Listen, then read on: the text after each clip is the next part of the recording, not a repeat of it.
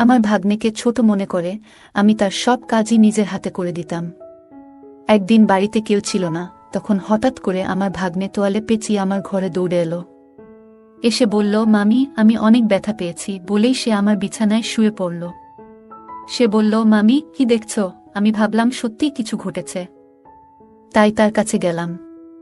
কিন্তু যখন আমি তাকে দেখতে গেলাম, হঠাৎ করে সে আমাকে তার যে ছেলেটিকে আমি এতদিন নির্দোষ মনে করতাম, সে মুহূর্তের মধ্যেই এমন কিছু ঘটল যা আমি কল্পনাও করিনি। ১৯ বছর বয়সে আমার বিয়ে হয়। আমি অনেক সুন্দর দেখতে। বাইরে বের হলে সবাই আমার দিকে চেয়ে থাকত। মনে হতো তারা আমাকে কিছু বলতে চায়, কিন্তু আমি কাউকেই পাত্তা দিতাম না। বন্ধুরা রেডি থাকো, আজকের গল্পটা অনেক স্পেশাল হতে চলছে। দয়া করে গল্পগুলো ভালো লাগলে ভিডিওটি লাইক, শেয়ার এবং চ্যানেলটি সাবস্ক্রাইব করো প্লিজ। আমার বিয়ে হয়েছিল আমার থেকে অনেক বড় একজন মানুষের সাথে। যখন আমার বয়স ছিল ১৯ বছর, তখন আমার স্বামীর বয়স ছিল ৩৫ বছর। আমার পক্ষে এত বড় বয়স্ক স্বামীকে পছন্দ করা খুবই কঠিন ছিল। তাকে দেখলেই আমার রাগ হতো এবং ধৈর্যের বাঁধ ভেঙে যেত। আমি দেখতে বেশ সুন্দরী ছিলাম, আর আমার স্বামী আমার সৌন্দর্য দেখে সবসময় খুশি হতেন। কিন্তু আমি তাকে কখনো আমার কাছে আসতে দিতাম না, এমনকি একই বিছানায়ও শুতে দিতাম না। ধীরে ধীরে আমার মধ্যেও জীবনে একজন মানুষের প্রয়োজন অনুভূত হতে লাগল, কিন্তু কোনোভাবেই আমি আমার সেই বয়স্ক স্বামীর কাছাকাছি যেতে পারতাম না। আমার একাকী জীবন কাটছিল। এমন সময়ে হঠাৎ করে আমার নন্দের ছেলে, অর্থাৎ আমার ভাগ্নে আমাদের বাড়িতে এলো। তার নাম ছিল কুনাল। আমি কুনালকে প্রথমবারের মতো দেখছিলাম, কারণ সে আমাদের বিয়েতেও আসতে পারেনি। সেই সময়ে সে হোস্টেলে ছিল এবং তার পরীক্ষা চলছিল। বাড়িতে আসার পর কুনাল পরিবারের সবার সাথে কুশল বিনিময় করছিল। তারপর সে আমাকে আলিঙ্গন করল, যা দেখে আমার স্বামী একটু বিরক্ত হয়ে উঠল। পরিস্থিতি স্বাভাবিক করতে আমি কুনালকে জিজ্ঞাসা করলাম, কুনাল, হঠাৎ করে বাড়িতে আসার সুযোগ কিভাবে পেলি? এই প্রশ্ন করার পরই আমার শাশুড়ি মা রেগে গিয়ে বললেন, তুমি কে জানতে চাওয়ার? আমার মেয়ের ছেলে এখানে আসতে পারবে না। আমি বিনয়ের সাথে বললাম, না মা, আমার ওভাবে বলার মানে ছিল না। আমি শুধু বলতে চেয়েছিলাম কুনাল আমাদের বিয়েতে আসেনি, তো হঠাৎ আজ এলো কেন? কুনাল মুচকি হেসে বলল, নানি, মামি তো শুধু প্রশ্ন করেছেন, রাগ করবেন না। আমার তখন ফাইনাল পরীক্ষা চলছিল, তাই বিয়েতে আসতে পারিনি। তবে এখন আমি এসেছি, আর মামি থেকে অনেক আদর নিয়ে তবেই ফিরব। যখন মন ভরে যাবে তখনই ফিরে যাব। এই কথা শুনে সবাই হেসে উঠল। আমি কুনালের থাকার বিষয়টা জানতে চাইনি, শুধু মজা করে একটা প্রশ্ন করেছিলাম। কিন্তু শাশুড়ি মা রেগে গেলেন, তাই আর কিছু বলার সাহস পেলাম না। কিছুক্ষণ পর কুনাল ফ্রেশ হয়ে এলে শাশুড়ি মা আমাকে তার জন্য নাস্তা আনতে বললেন। নাস্তা নিয়ে যাচ্ছিলাম, হঠাৎ পা পিছলে প্লেট কুনালের উপর পড়ে গেল। নাস্তা তার পোশাকে পড়ায় শাশুড়ি মা চিৎকার করে বললেন, তাড়াতাড়ি তার পোশাক পরিষ্কার করো। তখন স্বামী বাড়িতে ছিলেন না, আমার স্বামী তখন বাজারের কাজে বাইরে গিয়েছিলেন। শাশুড়ি মায়ের বকুনি শুনে আমি ঘাবড়ে গিয়ে রান্নাঘর থেকে একটি কাপড় আনতে গেলাম। কাপড় পরিষ্কার করার আগে আবার জিজ্ঞাসা করলাম, মা, সত্যিই কি আমাকে কুনালের জামা পরিষ্কার করতে হবে? উত্তরে শাশুড়ি মা রেগে বললেন, আর কে করবে? ভুলটা তুমি করেছ, তাই তোমাকেই ঠিক করতে হবে। পুরো ব্যাপারটায় কুনাল চুপ ছিল, নিজের জামা পরিষ্কার করার চেষ্টা করেনি। জামা পরিষ্কার করতে গিয়ে আমি একটু অস্বস্তি বোধ করছিলাম। কুনাল নিজেই পরিষ্কার করতে পারত, কিন্তু সে দাঁড়িয়ে আমাকে কাজটা করতে বলল। আমার সংকোচ হচ্ছিল, আর সে মিষ্টি চোখে তাকিয়ে বলল, মামি, এখানে এভাবে পরিষ্কার করুন। ধীরে ধীরে নির্দেশনা দিল কিভাবে করতে হবে। ঠিক তখনই আমার স্বামী ফিরে এলেন এবং আমাকে এই কাজ করতে দেখে রেগে বললেন, তুমি এটা কেন করছো? তখন আমি তাকে সব খুলে বললাম, আমি ইচ্ছা করে এটা করছি না, শাশুড়ি মায়ের নির্দেশেই করছি। আমার স্বামীর নাম রাজু। তিনি শাশুড়ি মায়ের দিকে তাকিয়ে বললেন, মা, কুনাল এখন নিজেই, সে আর ছোট্টি নেই যে আমার স্ত্রীর সাথে এভাবে কাজ করানো হবে। যা হয়েছে তা ছিল একটা দুর্ঘটনা। ভবিষ্যতে এমন কোনো কাজ করার চেষ্টা করো না যা একজন পুরুষের কাজ। এই বলে রাজু আমার হাত থেকে কাপড়টা সরিয়ে নিয়ে চলে গেলেন। তিনি যে বাজারের জিনিসপত্র নিয়ে এসেছিলেন তা পাশে রেখেই বেরিয়ে গেলেন। এরপর আমি সেই জিনিসপত্র নিয়ে রান্নাঘরে চলে গেলাম। কুনাল ও আমার পিছু পিছু এলো।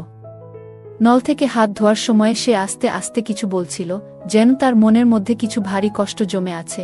আমি শুনলাম সে বলছিল, এখান থেকে চলে যাব। আমি অবাক হয়ে বললাম, কুনাল, তুমি তো মাত্র কয়েক ঘন্টা আগে এখানে এসেছ। এত তাড়াতাড়ি চলে যাওয়ার কথা ভাবছ কেন?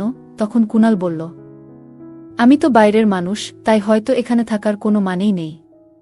মামিও আমাকে হয়তো বাইরের লোক মনে করেন। মায়ের স্নেহ পেতে এসেছিলাম, কিন্তু হয়তো আমার ভাগ্যে তা নেই। এই কথা বলে সে চলে যেতে চাইল।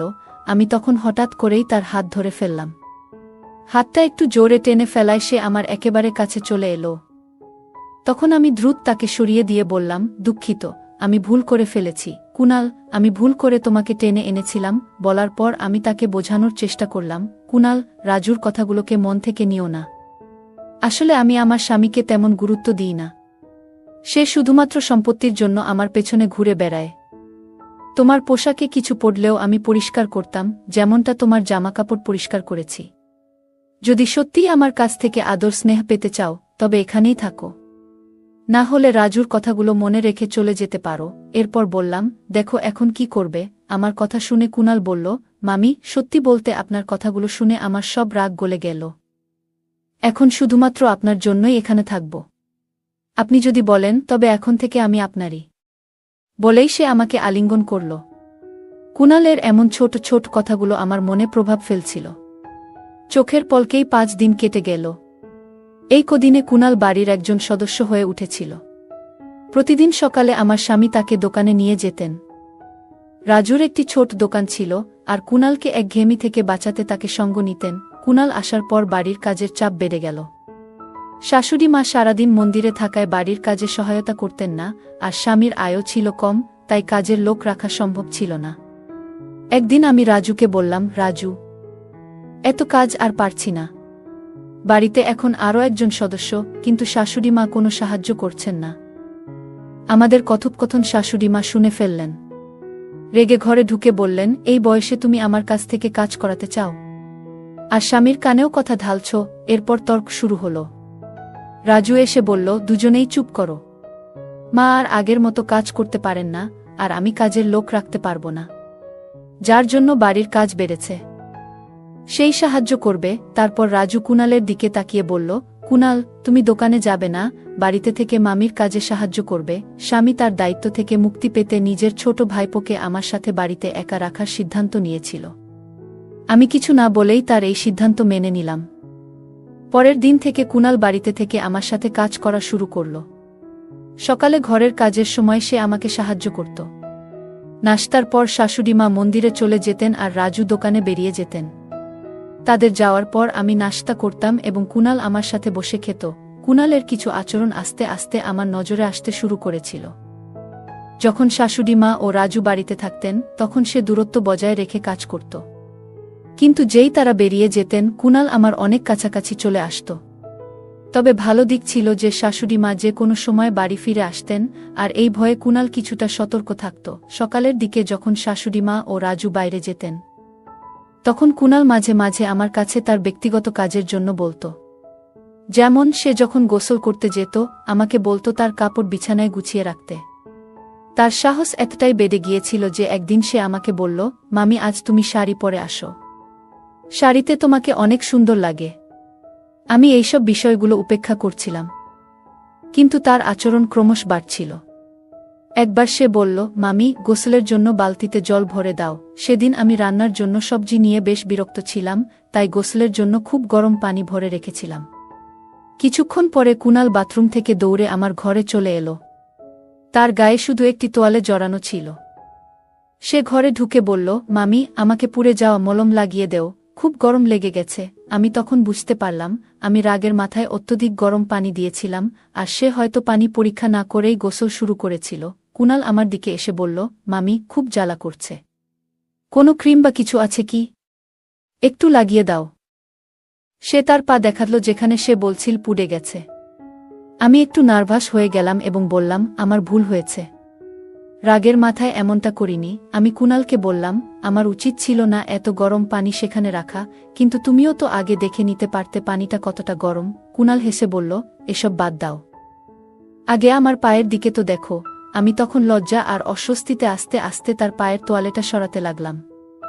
দেখি তার হাঁটুর উপরে কিছুটা জ্বলে গেছে। একজন তরুণ ছেলেকে এভাবে স্পর্শ করতে গিয়ে আমি একটু অস্বস্তিতে পড়ে গেলাম। তোয়ালেটা সরানোর আগে একবার কুনাল এর দিকে তাকালাম। তার চোখের চাহনি দেখে আমি একটু দূরে সরে গেলাম। তারপর বললাম, তুমি মিথ্যে অভিনয় করছো, তাই না? কুনাল বলল, মামি, আমি জানতে চাইছিলাম তুমি রাগ থেকে এটা করেছো নাকি আমার জন্য চিন্তিত ছিলে। আমি তো শুধু তোমার সাথে একটু মজা করছিলাম। তার কথায় আমি রেগে গেলাম। হঠাৎ সে আমার হাত ধরে তার দিকে টেনে নিল আর চোখে চোখ রেখে বলল, মামি, আমি তোমার কাছে কেমন? তার প্রশ্নটা অদ্ভুত লাগলো। আমি বললাম, কুনাল, এটা তুমি কি করছো? আমি তোমার মামি, এটা ভুলে যেও না। আমার হাত ছেড়ে দাও, না হলে আমি তোমার মামার কাছে অভিযোগ করব। কুনালের প্রতিক্রিয়া ছিল, মামা আমাকে এখান থেকে বের করতে পারবেন না। তার এই কথায় আমি আরও অবাক হয়ে গেলাম। এরপর সে আমাকে আরও কাছে টেনে নিল, এতটাই কাছে যে আমি নিজের স্বামীর সাথেও এতটা ঘনিষ্ঠতা কখনো অনুভব করিনি। কুনালের এমন আচরণে আমি কিছুটা দুর্বল হয়ে পড়ছিলাম। ঠিক তখনই বাইরে থেকে শাশুড়ি মা জোরে ডাকলেন, বুমা। সেই মুহূর্তে শাশুড়ি মায়ের কণ্ঠ আমার কাছে আশীর্বাদের মতো শোনাল, কারণ তার ডাকে আমি কুনালের হাত থেকে রেহাই পেলাম। শাশুড়ি মা আসার পর কুনাল আমাকে ছেড়ে কিছুটা দূরে সরে গেল। রাতে আমি মনে মনে সিদ্ধান্ত নিয়েছিলাম যে এই বিষয়ে আমার স্বামী রাজুর সঙ্গে কথা বলবো। শোয়ার আগে রাজু হঠাৎ বলল, তোমার তো এখন কাজের চাপ কিছুটা কমে গেছে, তাই না? কুনাল তো তোমাকে সহায়তা করছে। তাই তো। আমি কিছু বলার আগেই কুনাল আমাদের ঘরে এসে ঢুকল এবং হাসতে হাসতে বলল, মামা, তুমি কেন ছোটদের মতো দুধ খাচ্ছ? আমি মজা করে উত্তর দিলাম, তোমার মামার শরীরে ক্যালসিয়ামের ঘাটতি আছে, তাই দুধ পান করেন। এতে কোনো সমস্যা আছে? এটা আমাদের ব্যক্তিগত বিষয়, তোমার এখানে থাকা জরুরি নয়। এরপর কুনালকে বাইরে যেতে বললাম। আমার এই কথায় আমার স্বামীর মুখে হাসি ফুটে উঠল।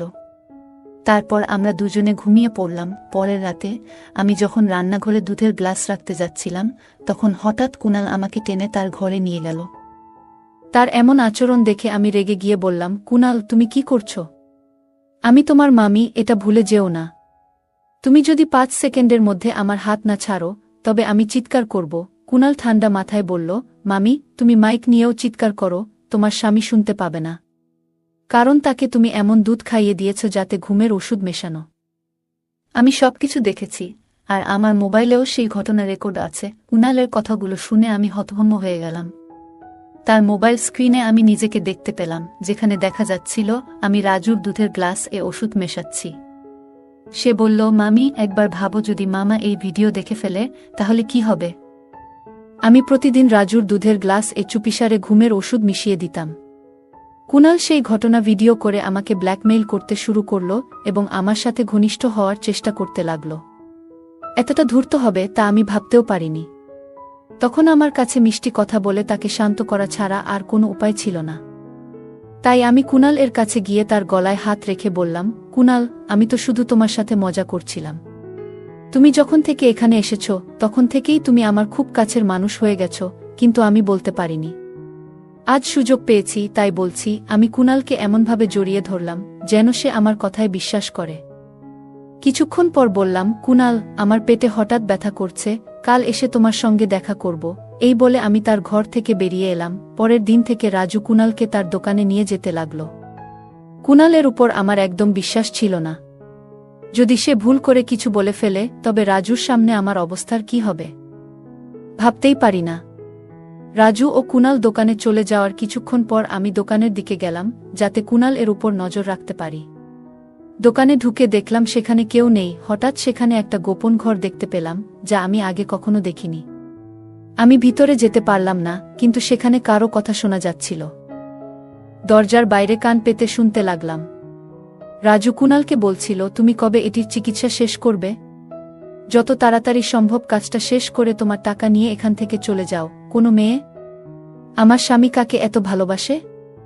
কিছুই বুঝতে পারছিলাম না। এর মধ্যেই কুনাল বলল, তুমি আমাকে এই মেয়েটার চেহারা দেখাচ্ছ না কেন? একে? কিন্তু রাজু তাকে চুপ থাকতে বলল।